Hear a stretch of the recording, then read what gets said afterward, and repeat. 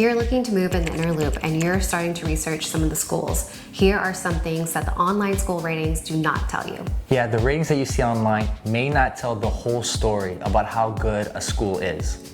So to understand why the online ratings may not tell the whole story when it comes to how good a school might be, it kind of helps to understand how the different inner loop Houston neighborhoods follow a pattern when it comes to transition. See, Houston's kind of behind the trend in where professionals want to stay closer to the city. You know, 20 years ago, everybody was just moving out to the burbs, right? Everybody was moving to the Woodlands or to Sugar Land, or maybe even Cypress or Katy. And then, you know, maybe 15 years or so, more and more people and more professionals wanted to stay closer to the loop. And then we started to see neighborhoods like the Heights transition and redevelop.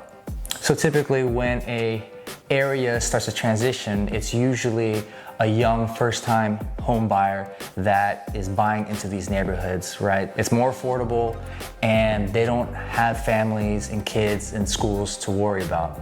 But over time, as they start to have families, they may not necessarily want to move out to the suburbs. Maybe they want to stay closer to the city and stay closer to what these things have to offer. So as their kids come of age, you know, they decide to just go ahead and let their kids go to the schools that they're zoned to, even if they may not be the most top rated at the time.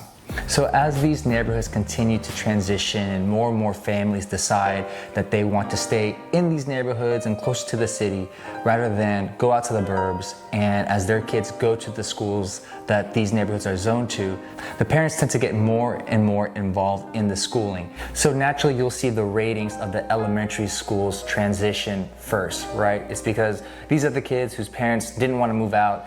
They're the ones that stayed close to the city and got involved, and as the test scores improved, then the school ratings improved. Then this batch of kids, they grew up and they moved on to middle school.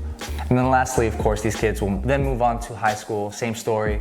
Parents will be involved, test scores will improve, and then the ratings will improve from there. One pattern we've been noticing is that whenever school ratings get a little bit higher and better, we also see home prices in that area increase as well. So whether you have kids or not, it's a good thing to follow these patterns so that you can take advantage of the appreciation in home values.